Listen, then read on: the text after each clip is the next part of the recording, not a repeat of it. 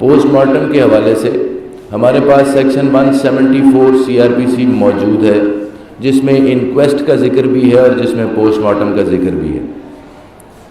پہلے ہم اس کو دیکھ لیتے ہیں کہ انکویسٹ کیا ہے۔ انکویسٹ کو اردو میں کہتے ہیں جی مرگ رپورٹ۔ مرگ رپورٹ بنتی ہے پولیس رولز کے چیپٹر 25 رول 35 کے تابع۔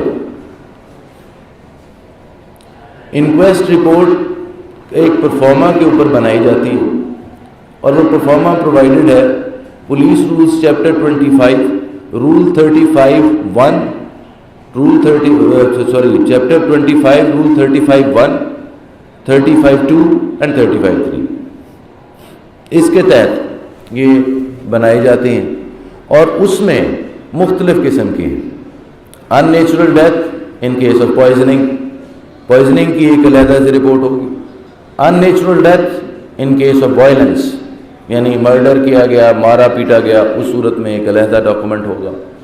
اور unnatural death in case of drowning, اگر ڈوبنا ہے تو اس کے حوالے سے ایک علیحدہ ڈاکومنٹ ہوگا۔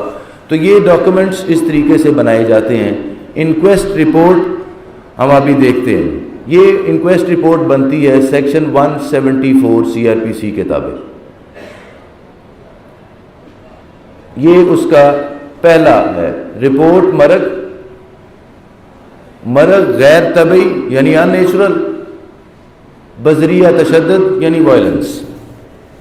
اب یہ رپورٹ بنے گی، اس رپورٹ کے اندر پرٹیکولرز آف دا ڈیسیزڈ، مقتول کی تمام ڈیٹیلز، اس کا نام، اس کی ولدیت، اس کی سکونت، اس کی عمر، اس کا قد، اس کا وزن کس طرح کا تھا، جسم موٹا تازہ تھا، جسم لاغر تھا، اس کی ڈیڈ باڈی کو کن لوگوں نے آئیڈینٹیفائی کیا، آپ کی سورس آف آئیڈینٹیفیکیشن کیا تھی، دو لوگ جو اس آئیڈینٹیفیکیشن کے پروسیس کو وٹنس کریں، ان لوگوں کا ایویڈنس کے حوالے سے ذکر، اس کی موت بظاہر کس طریقے سے ہوئی اس چیز کا ذکر، اس کی موت کے حوالے سے یا اس کے جسم کے پاس یا اس کے ہاتھ میں کوئی بال، کوئی گھاس پھوس یا کوئی ایسی چیز جو اس آپ کو کسی صورت میں مدد دے سکتی ہو، اس کے حوالے سے اس کیس کے اندر آپ کو ڈیٹیلز دینا پڑے گی۔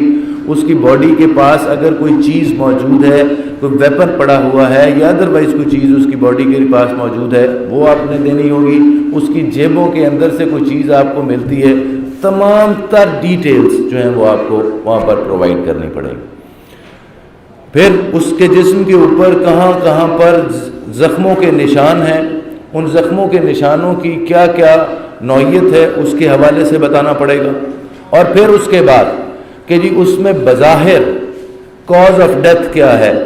عام جو ایک نیکڈ آئی سے ایک چیز دیکھنے میں آپ کو بظاہر نظر آئے، مثال کے طور پر اگر وہ ہینگنگ ہے تو ہینگنگ کے صورتحال میں اگر اس کو لٹکایا گیا ہے تو ایک لیگیچر مارک جو ہے وہ اس کے گلے کے اوپر موجود ہوگا۔ اگر اس کو ہاتھ اس کے باندھے گئے تھے تو پھر ہاتھ کے اوپر ان کلائیوں کے اوپر اس کا لیگیچر مارک ہوگا، پاؤں باندھے ہوئے ہوں گے تو لیگیچر مارک ہوگا۔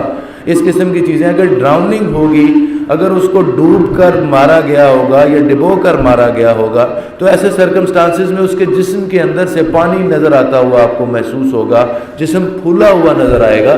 تو وہ ساری جو اس کی چیزیں یا جو زخم اس کے جسم کے اوپر لگے ہوئے ہوں گے، وہ زخم اپنی نوعیت سے بتا رہے ہوں گے کہ یہ فائر آرم کے ذریعے سے ہے، یعنی آتشی اسلحے کے ذریعے سے ہے، یہ کسی شارپ ایج ویپن کے ذریعے سے انجری کاز کی گئی ہے، یا یہ کسی بلنٹ ویپن کے ذریعے سے انجری کاز کی گئی ہے۔ بظاہر جو چیزیں ہوں گی وہ اس کے حوالے سے وہ اس کو لکھے گا۔